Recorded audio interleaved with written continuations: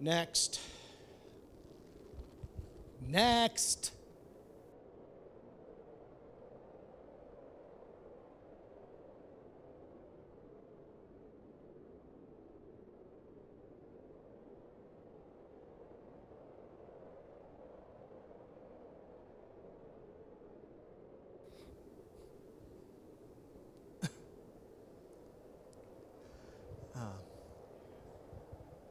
Hi, my name is Tony Didier, and I will be singing a selection from Guys and Dolls, Luck Be a Lady.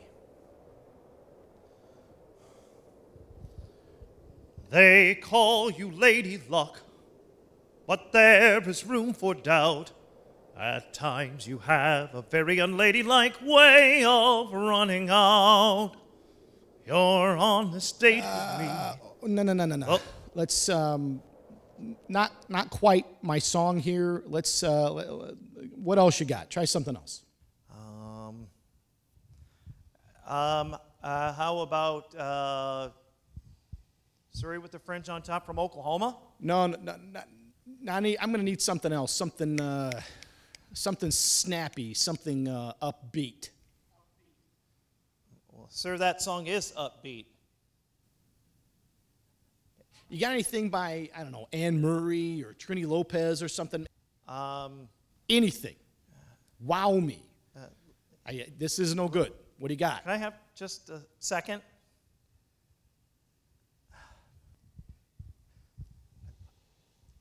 I can't think of anything right now, sir. I'm sorry.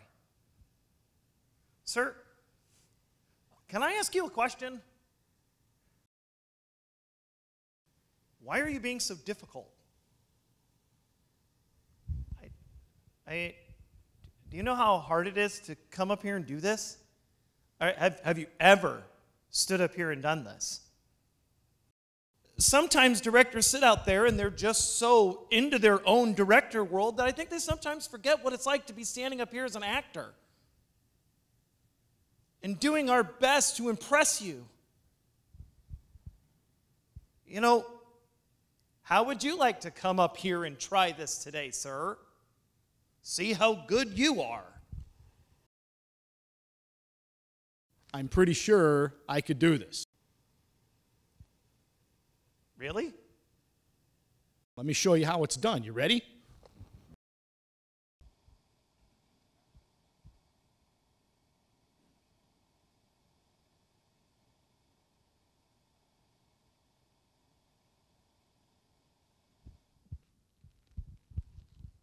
Thank you.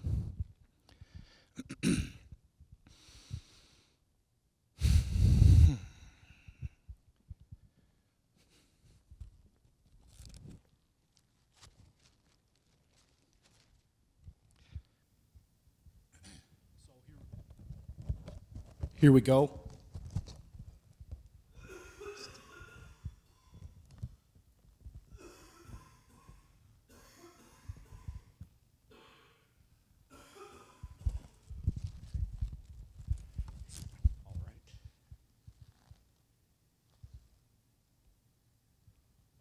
I'm almost there. Are you actually holding a phone right now? Are you getting ready to make a call? I had to monologues on the phone because of the. Oh, so what you're telling me is that you're not actually prepared for the audition. I wasn't prepared for an audition today. So you can kind of see how hard this is on our end as actors now, right? Can I give you when you have a director that's being completely and totally? Can I get the reading out and you not and we can talk a little bit about that then? Kind of disrespectful to our time when we okay, then I'll get into it. Sir, you ready? With what was asked to be prepared, and then yeah. I don't want to see you.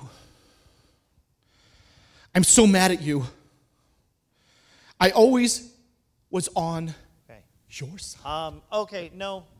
What? What else do you have? Something else different? Okay, I got another one here.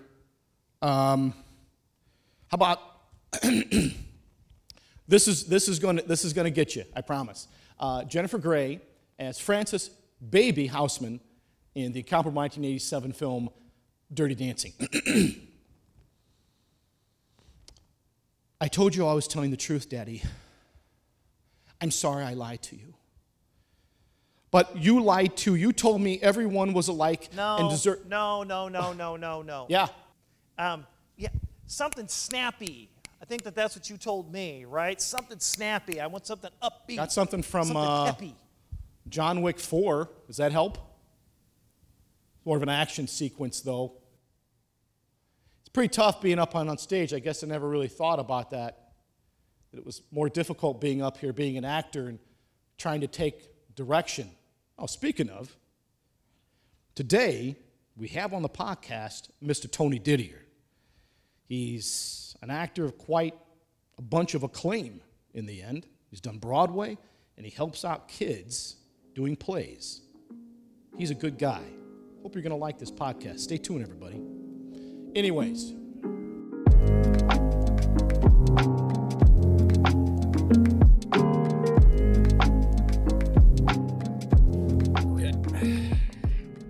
How you doing, man? I'm good, man. Good. So that was a little bit of fun. Some ridiculousness together.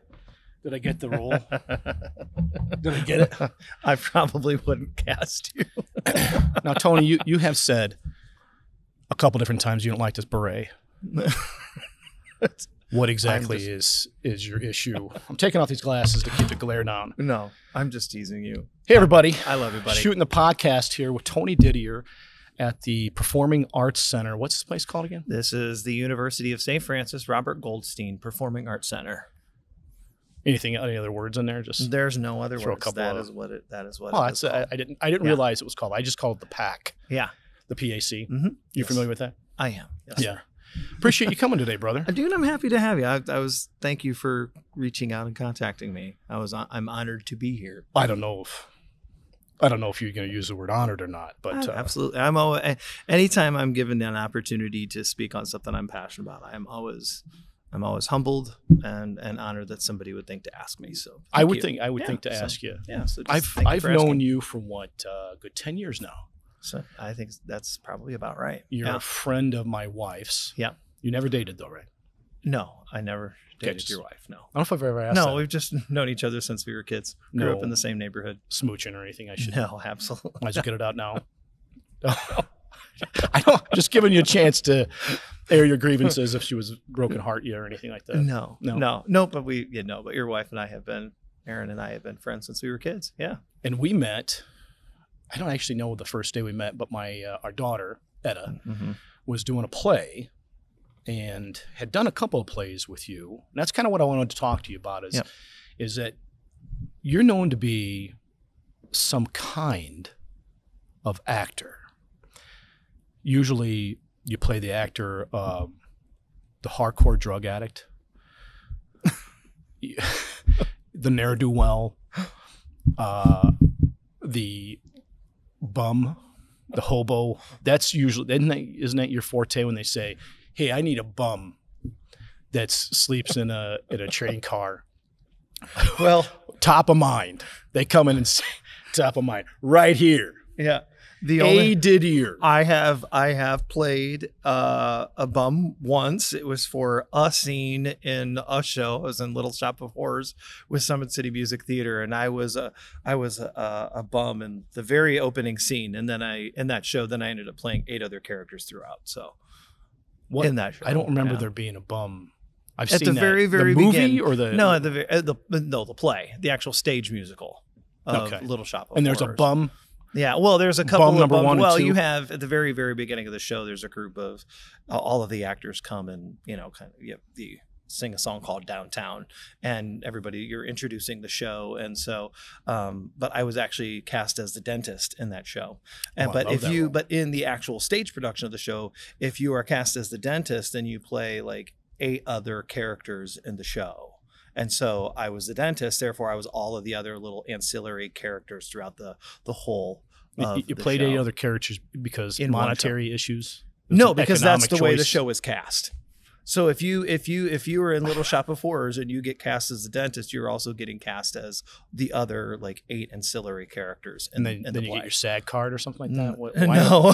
Why is it so? No. Why is it so hard to? You got to play 8 characters. That seems like a lot of load. You know what? If as a character actor, it's like a dream come true because you really, really get to sink your teeth into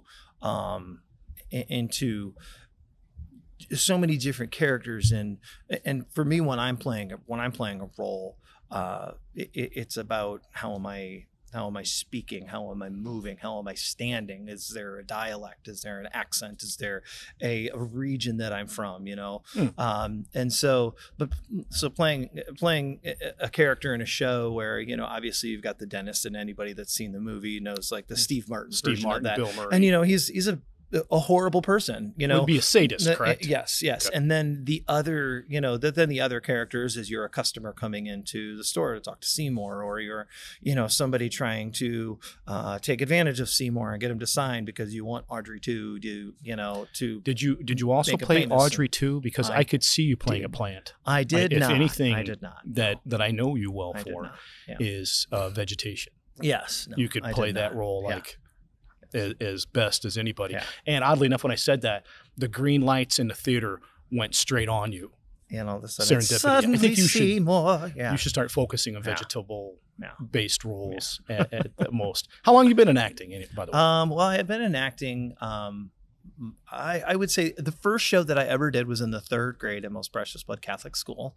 It was a Christmas program called Christmas All Over the World, and kind of funny. I need to stop you. So like in the intro, I appreciate that you said Broadway. I have auditioned for a Broadway show, but I've never been on Broadway, so I'm letting everybody know that. Well, you don't need to clarify. Yeah, so I'm clarifying that now because. But you did win an Oscar. That would be like driving a Mustang and putting that it's a GT 500 and it's actually a V6. So like I'm not going to make that's that, still very misrepresentation. Good, it's still very. But no, I have auditioned.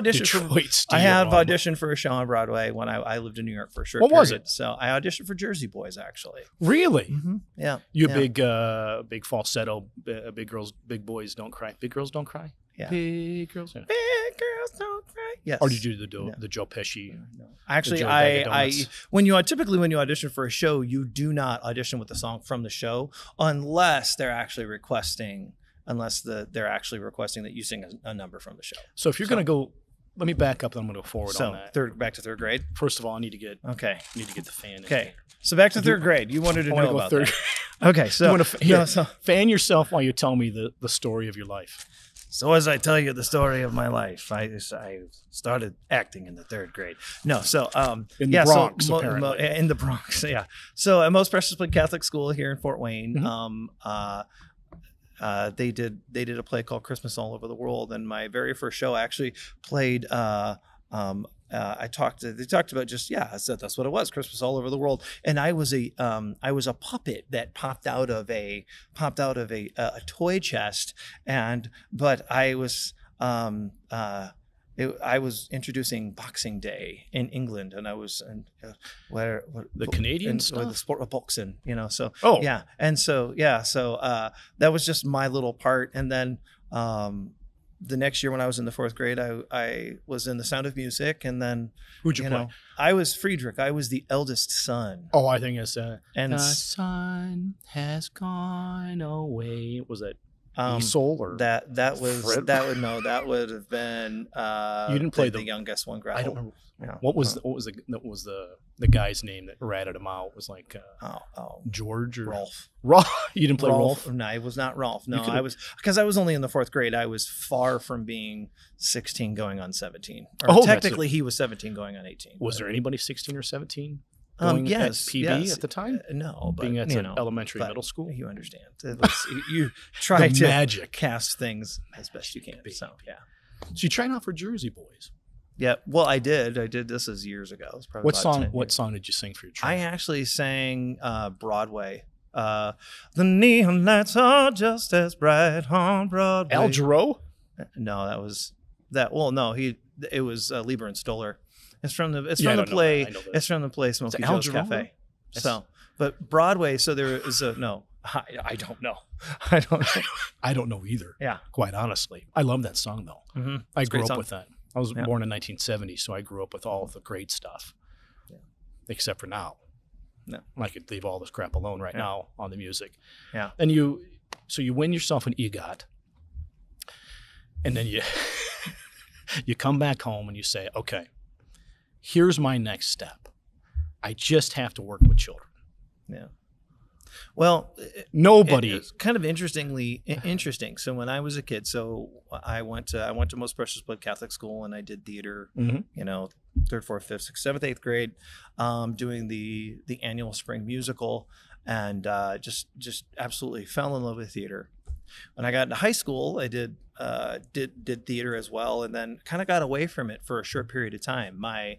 For about 2 years, I didn't do any theater, my sophomore and junior year in high school, and I was only in instrumental music.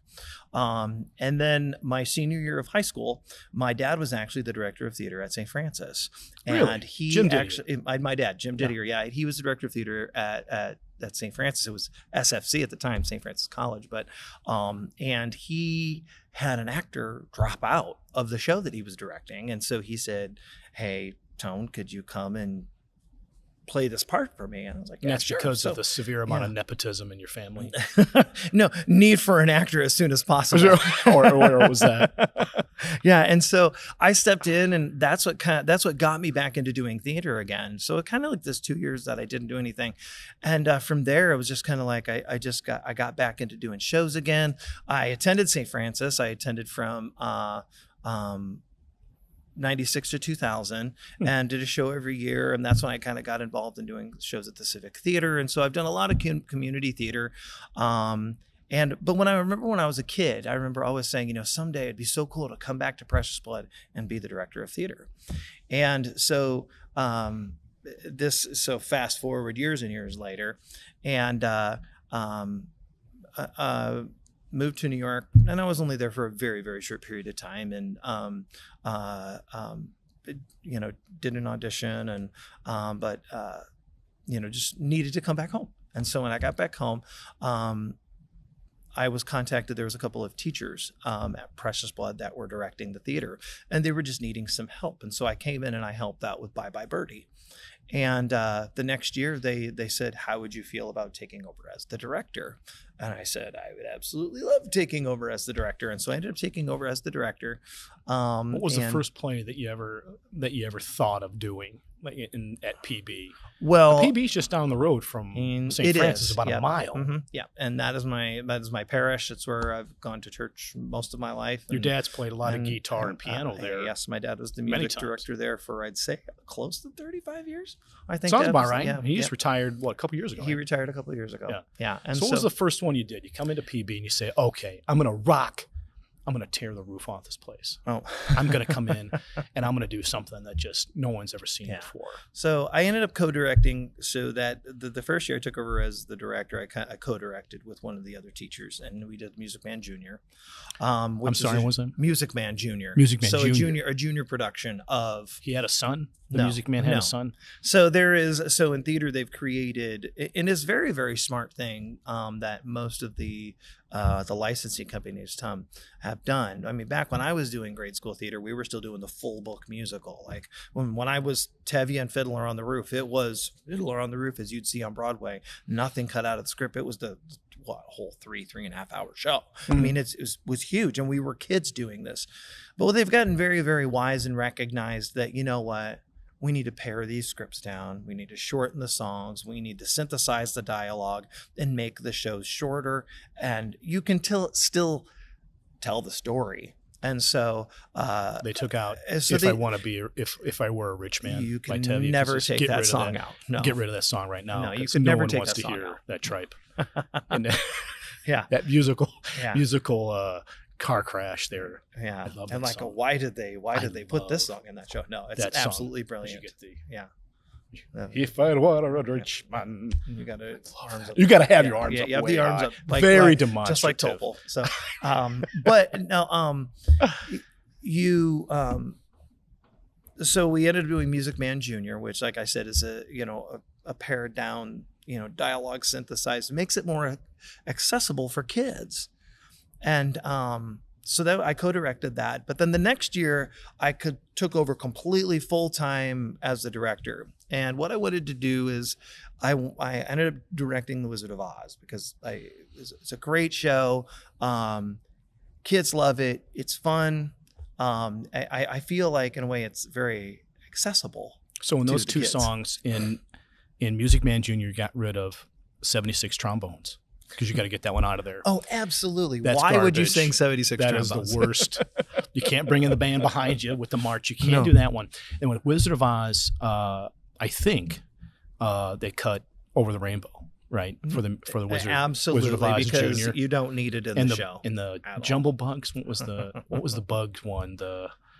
There's a Bugs one that there's. Are you talking June about Bugs, the Jitterbugs? Oh yeah, the Jitterbug. come out Actually, so that actually is a number that was taken out of the movie. But the Jitterbug number is a really, really cool it's good. number. My daughter, our daughter Maddie, did that at Bishop Lures. Yep. Was part of the Jitterbug, and she just absolutely thought that was. Yeah. I don't know what that was. I'm like, what part is this movie? Because like you said, it's not in the movie. Because it's not in the film. And that's the thing. Yeah, there's so many shows where they pull stuff from the film and people think that is what is. And then you go to see the Broadway show and you're like, totally. oh my gosh, I didn't know that song was in this. Yeah. Or I had no clue that was in there. So you did Wizard of Oz. So I did Wizard of Oz. Which was better? You did the Music Man first, Music Man Jr. And then you do Wizard of Oz. Which one was a better one for you to put together? I think that as when you're directing theater, you get better and better with each. I mean, like anything that you do, you learn more about the process as you go. So, I came in and I assisted one year, and then I co-directed the next year, and then I took over the following year. So by the time I had gotten to Wizard of Oz, I had a greater sense of, okay, this is the space. This is how I can work with it. These are the actors I have, so I was, not that I wasn't confident in Music Man, but I was sharing responsibilities. But when I, took over, it was 100% my vision of what I wanted it to be. So I did it in a very abstract way. It was more color wash. If you were in the Emerald City, everything was green. When you were in Kansas, I just had stark white color against the backdrop. What year was this you did Wizard of Oz? Oh, I would have been. Need a specific date and time. What was it like? Would have been 7 o'clock at night too. 8 o'clock. It would have been 8 o'clock. 8 o'clock. It would have been 8 o'clock. It's early and I haven't had coffee. No, it would be about 8 years ago. I did that. Okay, I did that show. I think I kind of remember because that your daughter was one of the Munchkins. So that was the first one. I was part of that. I was there booing in the front row. I was really going at it this time. I got to throw. I think it was perishable food night then. It was perishable. I threw a lot of stuff on that stage. Yes, it was really bad. We had rotten cabbage and it was really good because it was too bad it wasn't the. I'll go. I got another couple things to say, but I'm gonna move on. Yeah, move on from that. I saw that. Didn't you paint the whole front of that, like the stairs going down? The stairs, we made the yellow brick road. Yellow brick road. Yeah, and so we just had to play. We played a lot with space with the kids coming off stage. Did you have some kids of your own in that? Was I there did. a heavy nepotism in that as well? Not at all. Not at all. You've got what, 30 kids? No. Who was all in that? My daughter Faith was cast as the Cowardly Lion. That's right. And then my son Evan was cast as Uncle Henry, and then he got to be one of the witch's monkeys. He was one of the flying monkeys. Wasn't Uncle Henry also Tin Man? What was the other? No. Wasn't it the other gig of that? No. Like Uncle Henry is not. The Tin Man is the Tin Man. Who's Uncle Henry in the movie then? Uncle Henry's Uncle Henry in the movie. Did you just make up a character to get your son in there? You're thinking of the three farmhands. That end up being the Cowardly Lion, the Tin Man, and Scarecrow. And the Scarecrow, yes. Who was the other guy? I don't know that one. There wasn't. There was only three. Who's Uncle? Would you say Uncle Henry? No, Uncle Henry. Uncle Henry is Dorothy Gale's uncle. Annie M. and Uncle Henry.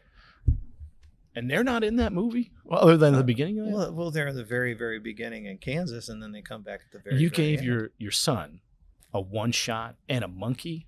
I didn't give anybody. I just, and I'm never the director. You don't give roles are earned. You try it out. Yeah, he tried out, and they, when you're casting a show, I mean, obviously everything we did at the beginning was very, very over dramatic and is not really. That's how I know it to be, Mister.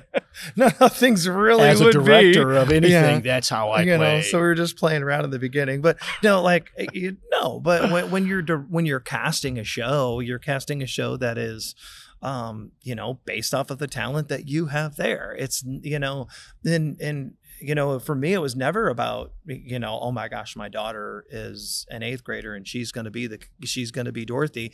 You know, it's that, no, we had a young lady that came in that like was Dorothy, and Faith she was the perfect choice to be the lion. And she was very charming in that. yeah, I think we talked about that a long time She after did a that. wonderful job. And so, you know, in casting, it's important to always remember that, you know, is that you cast the best actors in the right roles. And sometimes it's very, very interesting because you could have quote unquote people think is the best actor, and you're like, well, that person has to be the lead. Well, no, that person doesn't have to be the lead. That person needs to be in the role that they are best suited for. You know, and so I always made that a point to, it doesn't matter if this is an 8th grader or if I have a 5th grader, or I have a 6th grader. If I've got a 6th grader, you know, and I'm in middle school theater, you know, I think a lot of people will think that, oh, the 8th grader is going to get the big part. Well, the 8th grader is not right for the big part.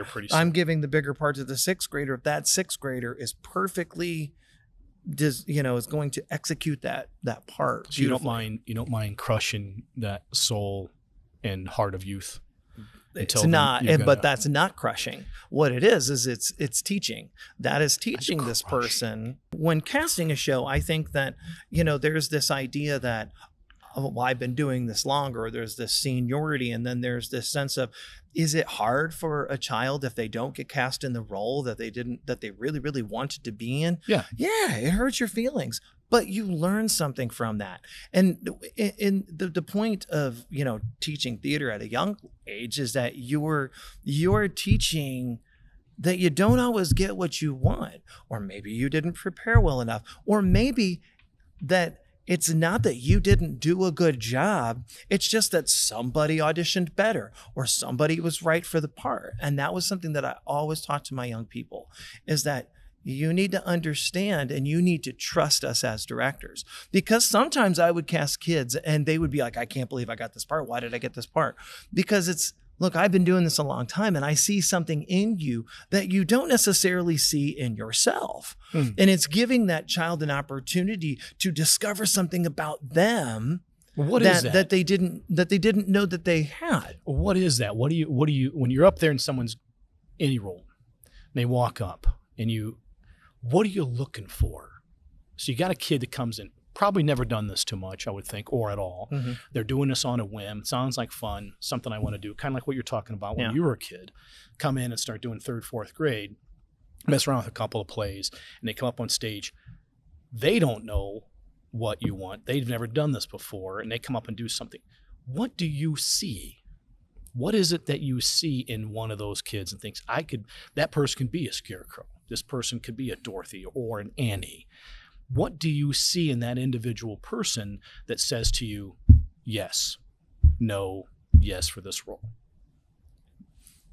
Preparedness. Yeah. Which is one of the things that we talked about, that we were playing around with earlier, you know, being prepared. You know, you have a young person that says, okay, the director says that I am supposed to have 16 measures of music memorized. It needs to be from a Broadway show. I'm looking for something peppy and something that is a song that is in the likeness of something you would see in Wizard of Oz. Maybe not, you know, I don't want every kid to come in and sing Somewhere Over the Rainbow, but something like that. They come in and they knock it out of the park.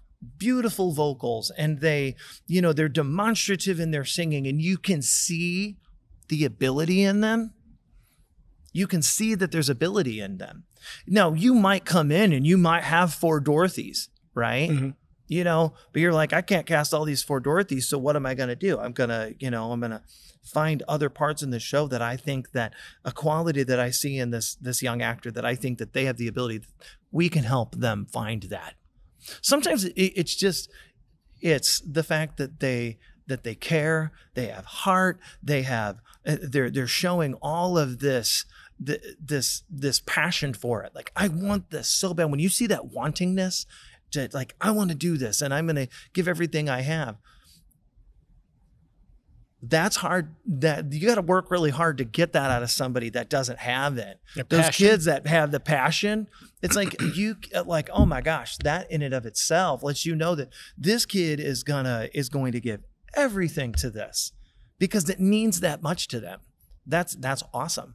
And then when you get the kids that maybe there's not that passion, you can't make somebody passionate about it. Yeah. But what you can is you can teach what theater is. They grow a comfort level with it. They realize, wow, this is fun. And it's amazing. After I would get a child in the 5th grade, 6th grade, they grow a little bit. And all of a sudden I got this kid that I'm crying at auditions. You know what I mean? Because they got their own personal things going on? Because, or is it because they're scared. You're walking into a room. Do you know how many kids I've had break down in tears? Really? And Just I've from had the to calm pressure down of that? because the pressure of it. Because you have to think standing in front of 3 adults and I'm going to sing a song for you. And that's scary. That's tough. That is scary That's for tough a at my young age. person. And so when you have a young person that is that level and you watch the next year, they're still a little bit, but they had a year in the ensemble and they grow and they're a little bit fearless. I had a kid that barely spoke for 3 years. His 8th grade year, all of a sudden this kid is speaking part and doing the choreography full tilt because he had grown so much and gained so much confidence from doing theater. You know what I mean? So it's Really? finding those kids that you can see, like when you watch that happen in a young person, when you watch them not be afraid anymore and you see the confidence come and they're like, and all of a sudden they become the leaders. And it's like, no, I'm the locomotive and hop on the train because this is where we're going. Yeah. It's so amazing to watch that happen because the kids that are passionate, man, they're passionate. You're fine tuning their skills as young actors. The kids that maybe aren't as confident, you're trying to help them find that thing within them that you know is in there because there is nothing to be afraid of. And can you get that out of them though? The kid comes in, and I've seen a lot of these. I started doing some set stuff with you For Annie. Our daughter Etta was in that, and I don't know if I probably told you the story. I'm thinking that she was so just hell-bent on getting Annie. And I told her, you're not going to get it because you don't have curly red hair. You're out, kid. Just from there alone, there's no wigs. You can't, has to be, you're a purist, as we've talked about when it comes to theater. So she came in and she goes, well, they have Annie. Now, I knew talking to you kind of around that time, you kind of had your mind up about who was going to play what and such or whatever. And she was sick that day. And she came in, she just didn't feel well. And before she was off stage left or right, and she came in and just started crying and just kind of had at it and saying, I don't even know what the song, it was probably a One Direction song, I'm thinking. No, I think she had I don't know what it was. I think she That's sang a all Broadway she musical sang show, and yeah. still does for that matter. And came in and finally did that. And this was, I think we had heard about you doing Annie a year prior because you told us, I think we were at church or at church over at PB, and you said, oh, I think we're going to do Annie. And so I told her, I said, we're going to do Annie. She went and had the script, memorized it, and was doing lines with me because I'm Daddy Warbucks, which I take offense to because of the baldness, which, I'm kind of dealing with a little bit of that. Yeah. I don't need to, I don't need to have the Charlie Brown role either. Yeah. Whilst I'm at it. Quite honestly. And so I was doing this stuff and I was singing it out. Of course, she thought I was terrible because I'm her dad. Yeah. Which I think it was what you're supposed to. And so what she did is she took her cell phone and actually recorded the other lines. Yeah, I remember her doing that. She did the whole thing for a year and was so just absolutely dedicated to that role. And the reason why it had a lot to do with you. Yeah, well, and she said, I want to do a good job because Tony, and talked about you and your wife and your family, and said that was such an important thing, and that how you did such a good job with the students to get everybody going. And then when we saw that, I was just blown away by that. Your daughter was fabulous in that role. But she didn't have red hair, Tony. No, because I'm not a purist in that. I thought you were a theater purist. I am not a theater purist. No, I think I booed several I think. times. Well, I mean, it depends on how you would define purist, but we won't get into that. No, but no, she was because I mean, you can put a wig on a kid, but I didn't bother with the red curly hair. To me, that wasn't important. To me, what was most important is that I cast the best actor in the part, and it was the best actor for that role. She was so gung ho, and then to watch you when you start this process, and you say, I'm gonna do this thing, and the term that comes to mind is herding cats. Or is it herding mosquitoes? Or herding cats. Is it okay? It's one of it's there's a vernacular there I'm not familiar with. But you come in and you bring these kids in, and then you say, here's what you're gonna do. How hard is that to get from point A just to point B? You got a whole bunch of other letters in there, by the way. Yes. There's like 24 other letters in there you could work with. Yes. Point A to point B. Okay, I got the cast. Now the rubber meets the road. Well, what do I got to do? Well, I mean, when you get into that situation, especially when you're dealing with educational theater, which is what I always viewed I was doing, was teaching young people theater. Yeah. Teaching them theater arts. Now, there is all the other parts that go into it, the confidence, the ability to stand in front of people and sing a song, and hopefully someday that will give you confidence to be more engaging in one-on-one conversation or personal conversations, you know what I mean? But there's all of that comes along with it. But, you know, in teaching theater arts is that you just know that you have to start from the beginning of, this is the stage, this is downstage, this is upstage, this is stage left, this is stage right. So you're teaching all of those, you're teaching all of the physical aspects of what the theater is, and you're talking about, you know, projection and cheating out, and you know, because you can't have a conversation on stage just like this the whole way. You have to cheat out so everybody can see you. You know what I mean? Teaching all of those things, and you know, just giving a little bits at a time so that they can digest that. And one of the things that I always told them was, I understand that you don't know much about this. Yeah, me neither. So I'm not going to ever be mad at you. I'm not going to yell at you because you messed up a line or because you didn't remember your blocking. Because I get that you've never done this before. How can I be mad at you for, you know, oh, you're trying to water ski, but you didn't get up the first four. How dare you? Yeah. I mean, how dare you waste my gas? You've never done it before. You know what I mean? Does it actually go past patience then? Because that you're talking about patience, but it sounds like a little bit different. It's that understanding. It's, well, we got to start somewhere. Well, I mean, it's not really a patience thing. It's just it absolutely. I mean, patience is a huge part of that. You have to be patient with understanding that, you know, that they're coming in and they are learning a brand new skill. So I can't actually just come in and all of a sudden say, here's the show and here's theater, and we're going to do this on a really, really short, you know, learning process. If you've ever done it, it's an extended learning process. Yeah. I always made it a little bit longer because I realized I have to teach some theater basics while I'm actually teaching the show, right? So you understand that they are young people, they are in sports, they've got school, they've got homework, you know, they've got the stresses of being a young person in middle school, and you realize that you want to place, you know, a level of, you know, time to this. You got to dedicate time to this, and it needs to be important to you. A lot of those came over spring break. A lot of people would leave for a prolonged period of time there. Yeah. So my approach as an educator, because I think that that's the most important part. I think you see director and it's like, I'm just telling you what to do.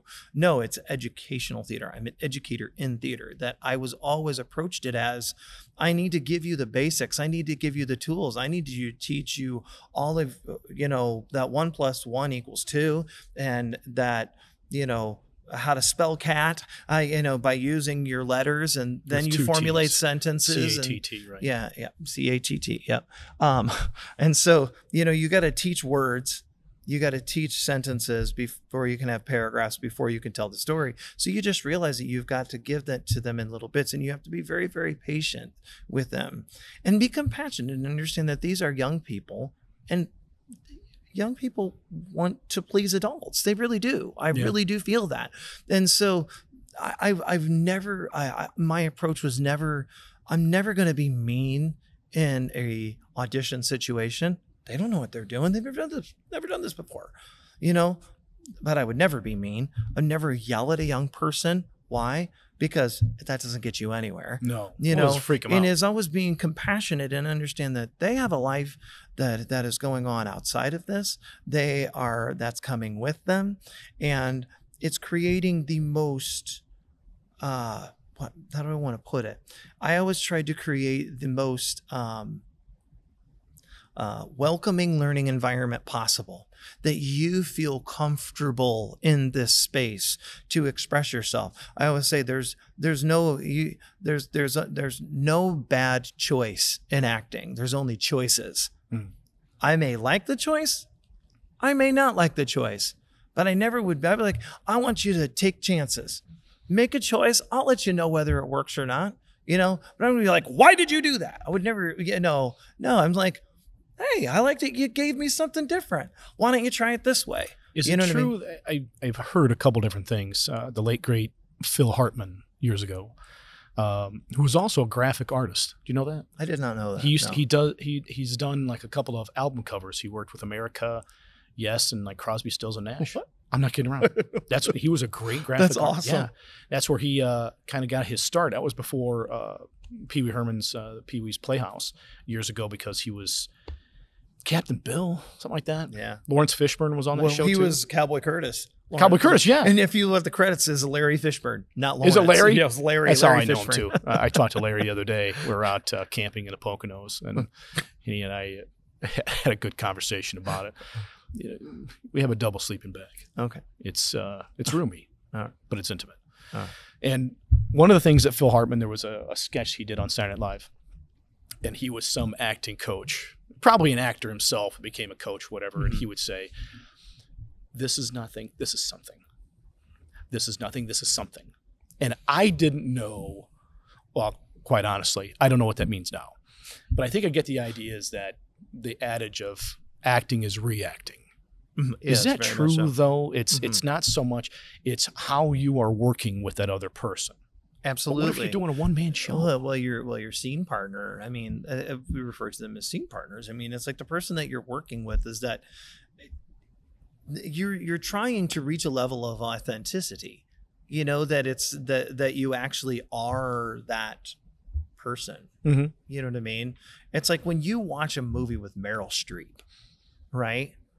You're never like, I mean, obviously that it's Meryl Streep, but Meryl becomes the character that she's playing. There's at no point in time, it's a movie, it's made up, it's imaginary, but yet you're still emoting the same. Why? Because Meryl makes you believe that she is who she says she is, right? Really and so Devil Wears Prada, you could almost be scared of that. You're like, man, this woman is awful, but then you see other shows and you see she's wonderful. And other shows and you're just like, I absolutely love you. I always say that the greatest compliment, like whenever, if I've ever been in a show and they're like, man, I absolutely hated and detested you. Right. You were an awful person. Good guy. And it's like, if you have the ability to go there and you could take the audience on that ride, you're like, I did my job. Is that hard to play a bad guy? I'm thinking about, there's certain actors who always play bad guys.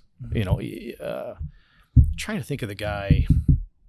I'm talking. There's always that one guy. Like in Die Hard, there's the one reporter, and he plays a bad guy. He was the same bad guy in Ghostbusters. Yeah. He's always the bad guy. Walter Peck. Walter Peck. Mr. Pecker.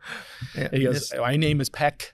Yeah. And it seems like every movie he's in, he plays this guy. It's a complete jerk. And I always wondered, if you met him, he's probably like the most warmest human being. I don't know that he's not. Well, an instance that I think that the young guy who played Malfoy in Harry Potter, like people just detested the guy. But you know what I mean? He was like, he's a kid like playing a part. It's like, that's not who he is. But you believed it so much that this is who he was, and that he was this horrible, awful, Same thing about Game of Thrones. That was Joffrey. What was his name? Joffrey. The young guy that the young kid that played, and King they Joffrey. loved him. The cast just were when he just finally a great was killed kid, off. but they the loved world him. The world hated but him. the world hated his But guts, and I don't know if I've ever seen him in anything else. Yeah. But and I may actually have I may have this quote slightly off, but there's and it is there's a gentleman by the name of William Esper, and William Esper had an acting school in New York City, and I have his book. His book is amazing. But one of the things, and he was trained in the Meisner technique, which is reactionary acting, and so.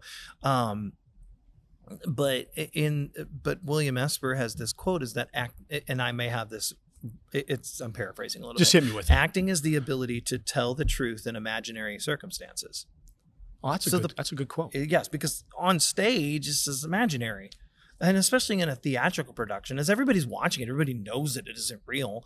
They know that they are observing a play, but I'm still trying to become that character because that's what makes it believable. That's what allows you to emote. So this imaginary circumstances, but I am making you believe that it is the truth. And so that's what I always try to instill in my young actors, is that it has to be from here. We want authenticity. We don't want, pardon me. You all right? These old theaters are dusty. So no, excuse me. But you want your audience to buy in that what you're delivering is the truth, that it's honest, that it's not, you never want to just be like a caricature of what this character is supposed to be. Because people will know. Yeah, people see right through it. Yeah. I want to feel something, I don't want to feel like what I'm watching is just like, oh my gosh, it's like they're just being a caricature. Yeah. There is spaces for that.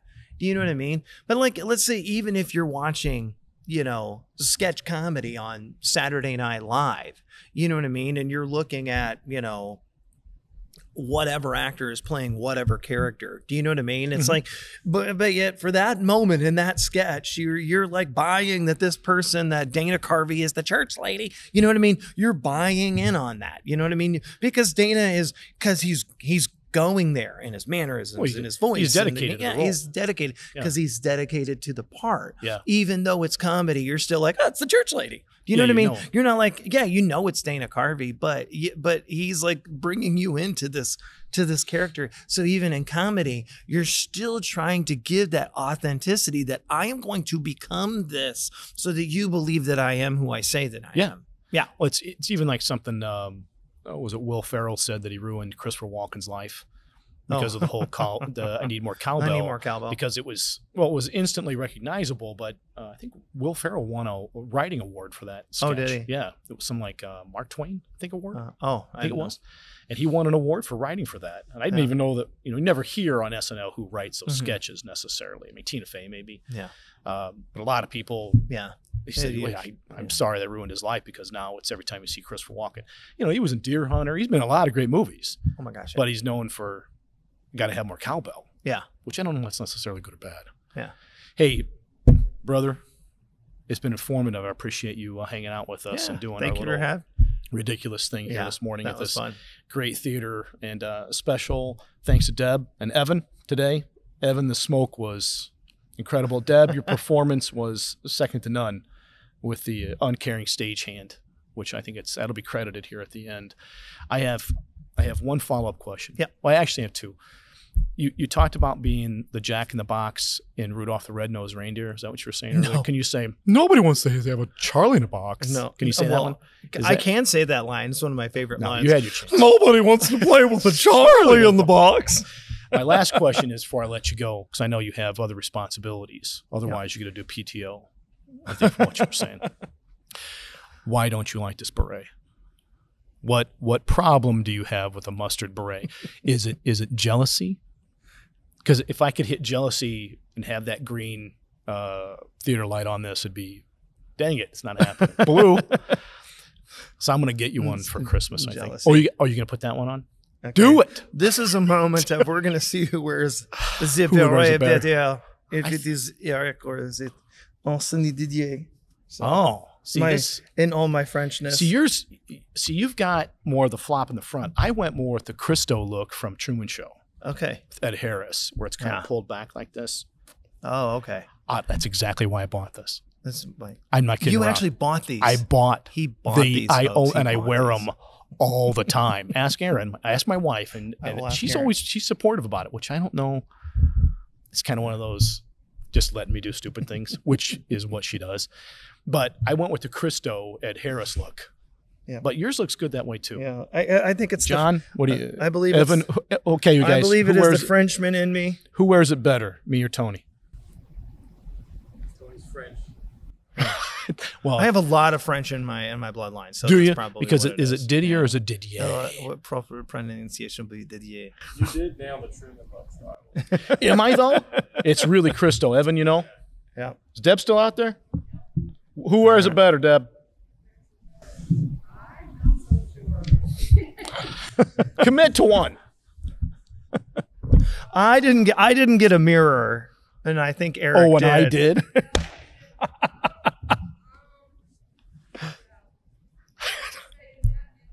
The way that it's worn, I would say Tony. Oh, boo. Boo. None of you know anything about berets, which is probably a good thing. Yeah. Brother, Thank you so much, man. as always, I appreciate thanks it. for playing around Thank you. today. Hey, thanks, folks, for joining us on the podcast today. Stay tuned for another episode in just a little while. Have a good night, folks.